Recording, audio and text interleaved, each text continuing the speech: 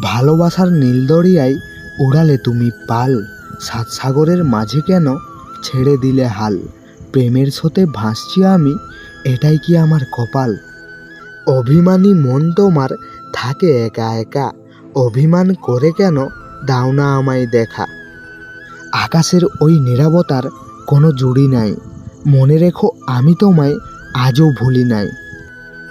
তোমার দেখা না পেয়ে মন কেঁদে যায়, ভালোবাসার মনটা শুধু তোমাকেই পেতে চায়।